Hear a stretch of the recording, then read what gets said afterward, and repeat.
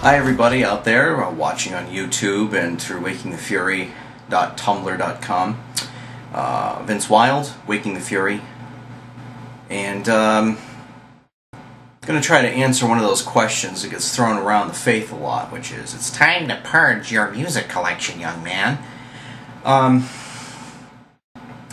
This is one of those things that is more about personal discretion than it is about some sort of universal law that if you don't follow it, you're going straight to hell.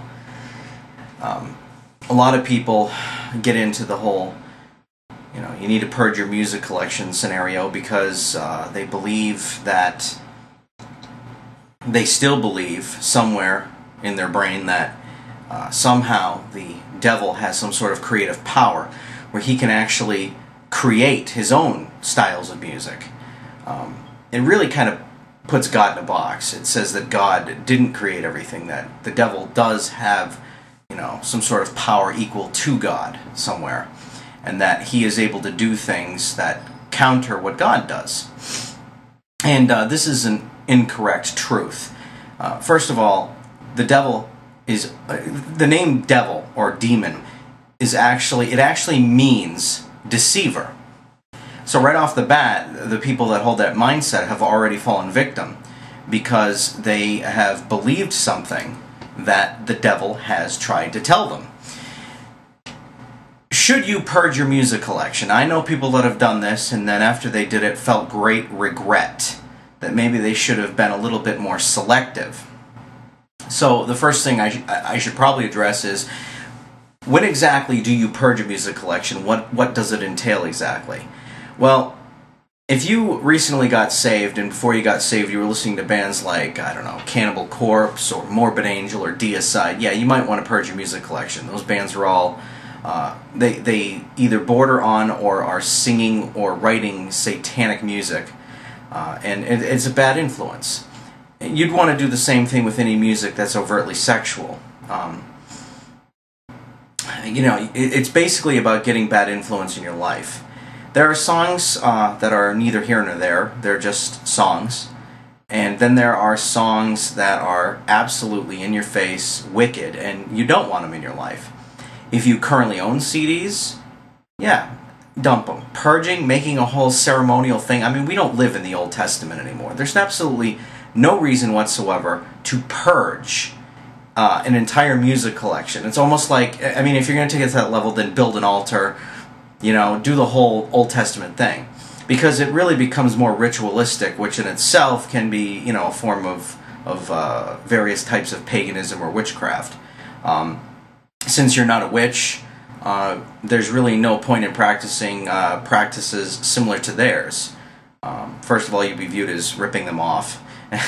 And second of all, we have our own thing. We have our own God, who's made everything post-deliverance quite simple, and we just like to overcomplicate it. So how should you collect music? Should you listen to Christian music? Now, if you're a musically deep type of person like I am, you can't just go out and buy the latest Christian flavor of the week. It's just not enough. And the reason I say this is because Christian music is almost, it's an industry that's almost a machine.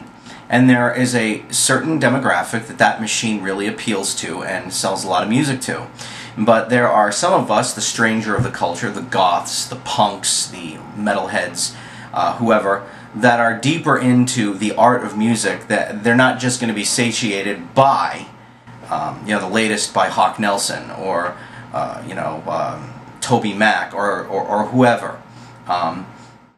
There's some music out there that will do that. There's, I believe, escape music, but I'd have to double check. But there's a couple of record labels popping up doing power and progressive metal. There's punk rock movements, and there's gothic metal. There's a band called Bridge Shadows that's incredible in the gothic metal movement. And then there's artists like Andy Hunter, which you never hear get talked about. He actually scored the Matrix soundtrack, the first one, and I'm assuming the other ones because they all have a similar feel, but I'm not really totally 100% sure.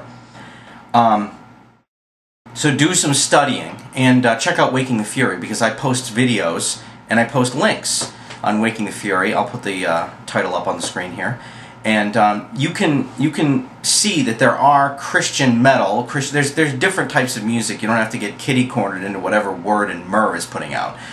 You can do your own thing. You can have your own style of music, and you don't have to surrender to, you know, go back to 3-chord land. Believe me, I totally understand that.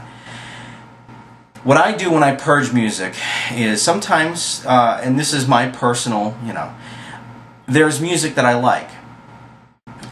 But then there are songs off that same album that I just don't want to have. So what I will do is I'll rip them into MP3s, and then it's up to, I think it's your discretion.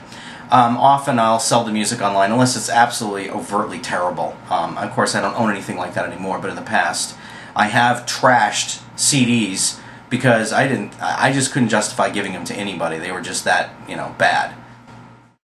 But you know, use your discretion. Obviously, if you're tight for money, that can play as a factor. But follow your conscience. Follow what God is telling you at that particular time. Don't be kitty-cornered into a position by people who almost carry this holier-than-thou attitude, that they've been there, they've done that. There's a famous quote from a movie called Anna and the King, and the king asks Anna, "How old are you?" "You do not know." He says, "You do not appear to be sufficient of age for teaching." And her response is, "I'm old enough to know that age and wisdom do not necessarily go hand in hand." This is very true. There's a lot of people holding a lot of legalistic viewpoints about music, about Christianity, about the faith. They're still living in the Old Testament. They're still practicing their... I mean, we have the deliverance of Christ, but it's almost like, I'll take that, but I still want to, like, sacrifice burnt offerings and practice holy days and all kinds of stuff. And I mean, that can be one of those situations where you have to just, you know, decide to agree to disagree, because you can't win the argument, and really God needs to inform people himself. You know, you're off base here, and you're not helping. You're really not helping. The big thing is purging music, telling somebody if you become a Christian, the first thing you have to do is take every piece of music in your collection and burn it. You know, as a legalistic practice, it's just cornering people. It's putting them off. Is this faith about deliverance and forgiveness, or is it about more ritual? Because people have had it with ritual. I mean, we're getting plenty of ritual from the world with all their laws, you know, trying to put people in a corner or whatever, and it's not necessary. And we don't need to do it in the faith, because there's a whole new covenant out there that makes it, you know, null and void. We don't have to do that stuff anymore. Well, there's a new way of doing things, accepting the gift of salvation and then spreading the word. It's really that simple. It really is, guys. For those of you watching that don't believe this, I'm sure I'll get comments on the YouTube page from people that believe that, you know, they're the utmost authority on everything, but frankly, I'll just delete your comments, because I'm not going to have people alienated over your opinion. And that's the bottom line, you know. There are some cases where God might tell you to do it as sort of a, I don't know, I don't want to say test, but to express your commitment or whatever. God does what God does, but it's not the norm, and it's certainly not something you need to be cornered into doing by anybody. That's the word. That's my last word on purging your music. Don't forget to check out the website, and thanks for watching.